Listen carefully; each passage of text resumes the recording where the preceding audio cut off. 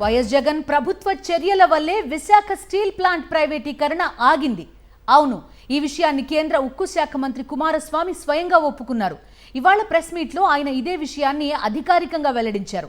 Visakha steel plant ప్రైవేటీకరణకు వ్యతిరేకంగా నాటి వైఎస్ జగన్ ప్రభుత్వం అసెంబ్లీలో తీర్మానం చేసిన విషయాన్ని మీడియా ముందు ఒప్పుకున్నారు. కరోనా సమయంలో అంటే 2021 జనవరిలో కేంద్ర ప్రభుత్వం స్టీల్ ప్లాంట్లో 100% పెట్టుబడులు ఉపసంహరించాలని నిర్ణయించిందని, తద్వారా స్టీల్ ప్లాంట్ని 100% అమ్మేయాలని నిర్ణయం తీసుకుందని కుమారస్వామి చెప్పారు. అయితే ఆ సమయంలో వైఎస్ జగన్ ప్రభుత్వం విశాఖ స్టీల్ ప్లాంట్ ప్రైవేటీకరణను వ్యతిరేకిస్తూ తీర్మానం చేసి పంపిందన్నారు. In 2021 January, I think, our Deepam, they have decided to disinvestment for 100%, to go for the selling of the unit, to privatize the unit 100%. But during that time, Andhra government, they have passed a resolution in the Andhra Assembly opposing this disinvestment decision. Then some protest rally also took place at that time. From that time, actually nothing has happened. Nobody has bothered about the give some life to that RINL plant. It is going on. Some voice our leaders are rising in front of our central government, but no positive results has come.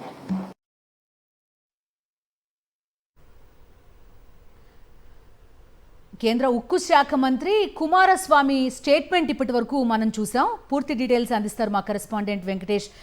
చెప్పండి. So అప్పటి వైఎస్ఆర్ కాంగ్రెస్ ప్రభుత్వం ఉండడం వల్లే ఈ steel plant ప్రైవేటీకరణ ఆగింది అనేది చెప్తూనే ఇప్పటి ప్రభుత్వం ఎటువంటి ఒత్తిడి చేయలేదు, కూటమిలో భాగస్వామి అయిన టీడీపీ కానీ జనసేన కానీ ఒత్తిడి చేయలేదు అని ఇండైరెక్ట్ గా చెప్పినట్టు. ఖచ్చితంగా వైజాగ్ స్టీల్ ప్లాంట్ ప్రైవేటీకరణను వ్యతిరేకిస్తూ నాడు వైఎస్ జగన్మోహన్ రెడ్డి ప్రభుత్వం అసెంబ్లీలో తీర్మానం చేసింది. సో ఈ రోజు ఆ విషయాన్ని కుమారస్వామి గుర్తు చేశారు. సో నాటి నుంచి 2021 నుంచి ఆ ప్రైవేటీకరణకు సంబంధించినటువంటి అంశంలో ఒక్క అడుగు కూడా ముందుకు వేయకుండా వైఎస్ఆర్ కాంగ్రెస్ పార్టీ ప్రభుత్వము కేంద్ర ప్రభుత్వం పైన గట్టి ఒత్తిడి తీసుకొచ్చింది. సో ఆ ఒత్తిడి ఫలించినటువంటి నేపథ్యంలో ఈ రోజు కేంద్ర ప్రభుత్వం వెనక్కి తగ్గి ప్రైవేటీకరణ చేయాలనేటువంటి నిర్ణయాన్ని ఉపసంహరించుకుంది.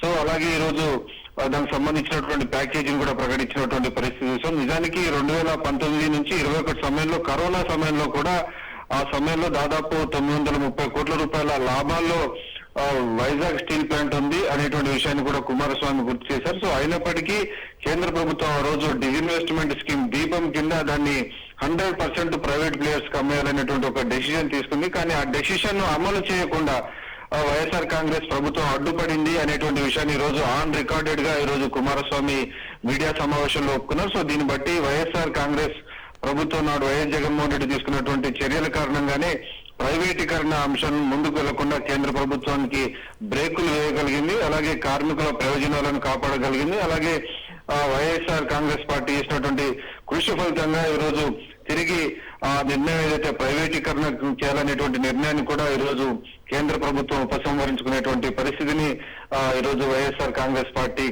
కల్పించినటువంటి పరిస్థితి. వెంకటేష్, ఒక్కసారి కనుక వెళ్తే వైఎస్ఆర్ కాంగ్రెస్ పార్టీ అధికారంలో ఉండి కూడా ఏమీ చేయలేదు అనే ఆరోపణలు ఎన్నికల టైంలో చాలా గట్టిగా చేశారు ఈ విశాఖ స్టీల్ ప్లాంట్ కి సంబంధించి. అదంతా అబద్ధమని కేంద్ర మంత్రి స్థాయిలో ఉన్న ఒక వ్యక్తి ఈ రోజు చెప్పిన పరిస్థితి. ఇప్పుడు కూటమిలో ఎవరైతే రెండు పార్టీలు ఉన్నాయో వాళ్ళేం చేయలేదు, వాళ్ళు ఏదైతే ఎన్నికల్లో హామీ ఇచ్చారో ఆ హామీని నెరవేర్చలేకపోయారని కూడా ఒప్పుకున్నట్టు.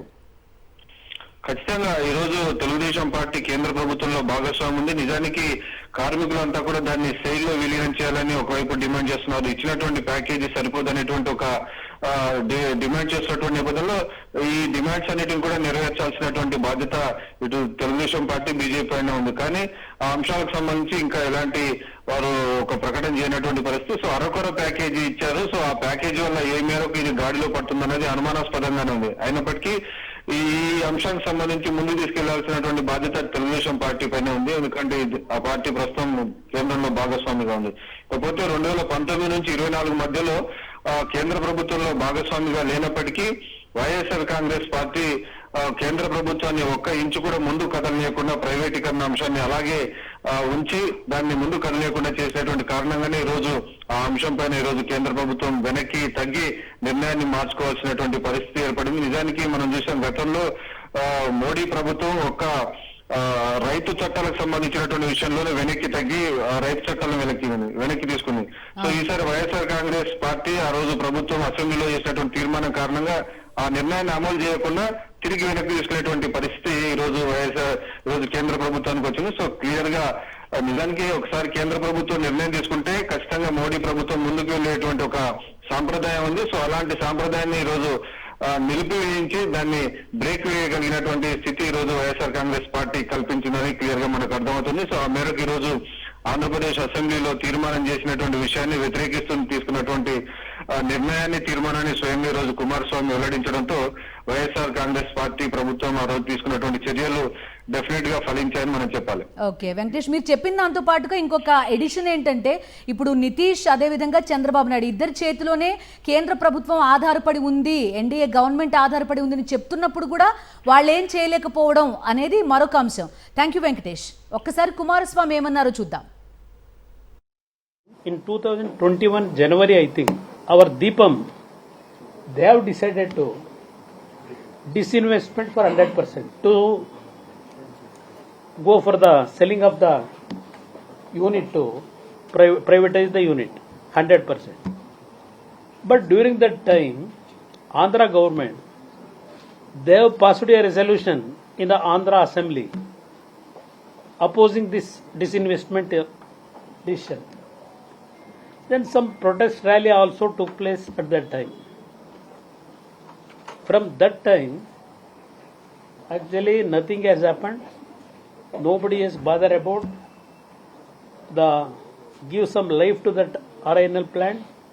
It is going on. Some voice, our leaders are rising in front of our central government, but no positive results has come. కేంద్ర ఉక్కు శాఖ మంత్రి కుమారస్వామి ఇచ్చిన స్టేట్మెంట్ చూసాం. వైఎస్ జగన్ ప్రభుత్వ చర్యల వల్లే విశాఖ స్టీల్ ప్లాంట్ ప్రైవేటీకరణ ఆగింది అంటున్నారు ఆయన. ఈ విషయాన్ని స్వయంగా ఒప్పుకున్నారు. ఇవాళ ప్రెస్ మీట్లో ఈ విషయాన్ని అధికారికంగా వెల్లడించారు కుమారస్వామి. విశాఖ స్టీల్ ప్లాంట్ ప్రైవేటీకరణకు వ్యతిరేకంగా నాటి వైఎస్ జగన్ ప్రభుత్వం అసెంబ్లీలో తీర్మానం చేసిన విషయాన్ని మీడియా ముందు ఒప్పుకున్నారు ఆయన. కరోనా సమయంలో అంటే 2021 జనవరిలో కేంద్ర ప్రభుత్వం స్టీల్ ప్లాంట్లో 100% పెట్టుబడులు ఉపసంహరించాలని నిర్ణయించిందని, తద్వారా స్టీల్ ప్లాంట్ని 100% అమ్మేయాలని నిర్ణయం తీసుకుందని కుమారస్వామి చెప్పారు. అయితే ఆ సమయంలో వైఎస్ జగన్ ప్రభుత్వం విశాఖ స్టీల్ ప్లాంట్ ప్రైవేటీకరణను వ్యతిరేకిస్తూ తీర్మానం చేసి పంపిందన్నారు.